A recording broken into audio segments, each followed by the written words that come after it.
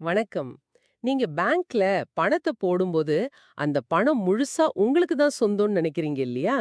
ஆனா, அந்த பண பெட்டகத்தோட உண்மையான சாவி யார்கிட்ட இருக்குன்னு எப்பவாவது யோசிச்சிருக்கீங்களா? ஆ, ஆமா. அது மேனேஜர் கிட்ட தானே இருக்கும். கரெக்ட். அவர் நினைச்சா உங்க அக்கவுண்ட்ட முடக்க முடியும். இதான் இன்னைக்கு நம்ம ஆழமான அலசலோட மையப்புள்ளி. கிரிப்டோ உலகத்துல மிகப்பெரிய அதிகார மாற்றத்த உருவாக்கிட்டு இருக்கிற டெக்ஸ், அதாவது டீசென்ட்ரலைஸ்ட் எக்ஸ்சேஞ்ச் பத்தி தான் நம்ம இன்னைக்கு டீப்பா பார்க்க போறோம். நம்ம கிட்ட இருக்கிற பல கிரிப்டோ பயிற்சி வீடியோக்கள்ல இருந்து தகவல்களை திரட்டியிருக்கோம். கண்டிப்பா. இந்த புது டெக்னாலஜி எப்படி வேலை செய்யுது? இது ஏன் உங்களுக்கு ரொம்ப முக்கியம்னு தெளிவா பேசலாம். முதல்ல கிரிப்டோ எக்ஸ்சேஞ்சுனா என்னன்னு பார்க்கணும்.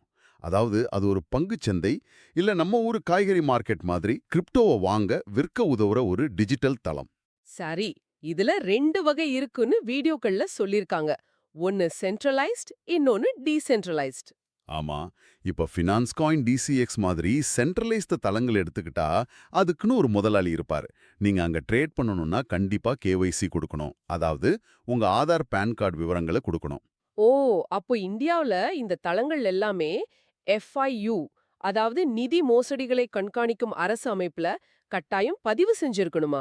எக்ஸாக்ட்டா பதிவு பண்ணியிருக்கணும். ஆனா நீங்க பார்த்தீங்கன்னா, குவிக் ஸ்வாப், பேன்கேக் ஸ்வாப் மாதிரி டெக்ஸ் தளங்கள்ல முதலாளியே கிடையாது. இது மக்களோட கட்டுப்பாட்டுல இயங்குற ஒரு தளம். ஒரு நிமிஷம், நான் இத சரியா புரிஞ்சுக்கிட்டேனான்னு சொல்லுங்க.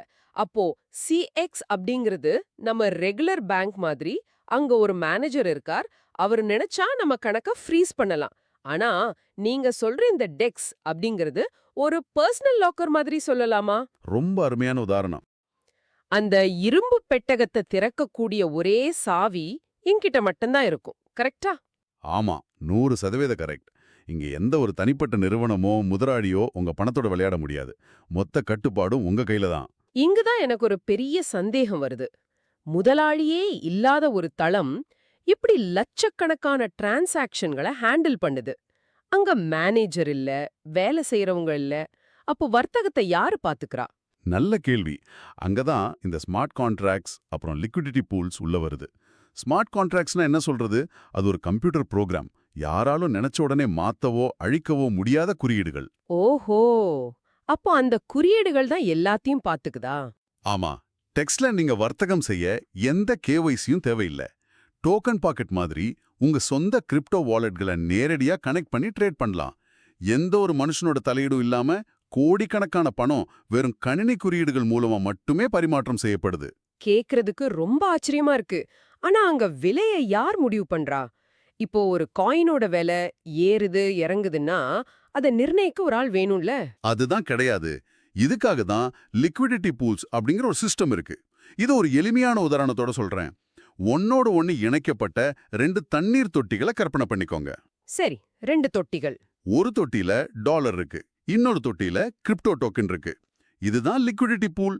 இதோட அடிப்படை ஃபார்முல்ஸ் ரொம்ப சிம்பிள். டாலர் வகுத்தல் டோக்கன் சமம் ரேட், அதாவது விலை.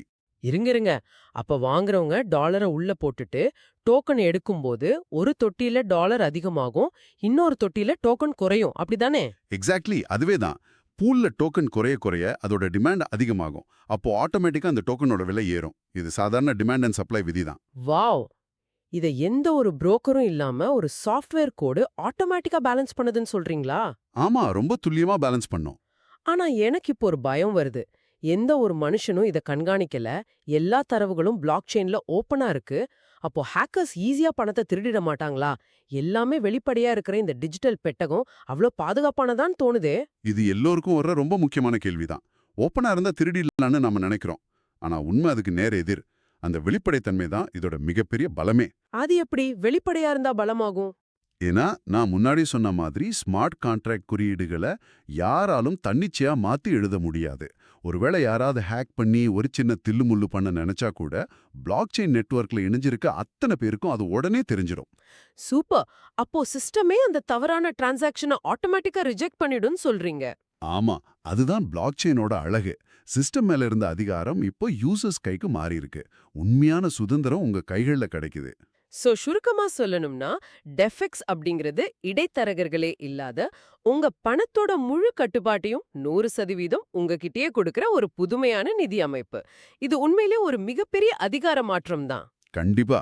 ஆனா சுதந்திரம் வரும்போது அதற்கான முழு பொறுப்பும் உங்களை சேர்ந்ததுதான் என்பதையும் நாம மறக்க கூடாது. ரொம்ப சரியா சொன்னீங்க. இத கேட்டுட்டு இருக்கிற உங்களுக்கு இறுதியா ஒரு கேள்விய விட்டுட்டு போறோம். நாம ஆரம்பத்துல பேசின அந்த தனிப்பட்ட இரும்பு பெட்டகத்த கொஞ்சம் நினைச்சுக்கோங்க. ம். அந்த லாக்கர் உதாரணம். ஆமா, அதேதான். சாதாரண பேங்க்ல நீங்க தப்பா யாருக்காவது பணம் அனுப்பிட்டா, கம்ப்ளைண்ட் பண்ண ஒரு கஸ்டமர் சர்வீஸ் இருக்கும். பணத்த திரும்ப வாங்க சான்ஸ் இருக்கு. ஆனா, இடைத்தரகர்களே இல்லாத முழு கட்டுப்பாடும் உங்ககிட்டயே இருக்க இந்த டெக்ஸ் தளத்துல, நீங்களா ஒரு சின்ன தப்பு பண்ணி உங்க பணத்த வேற ஒரு தவறான அட்ரஸ்க்கு அனுப்பிட்டா, எந்த கஸ்டமர் கேர் கிட்ட போய் நிப்பீங்க? உங்க பணத்த யார் மீட்டு குடுப்பாங்க? கொஞ்சம் யோசிச்சு பாருங்க. இந்த சுவாரஸ்யமான கேள்வியோட இன்னைக்கு நம்ம அலசல நிறைவு செய்றோம்.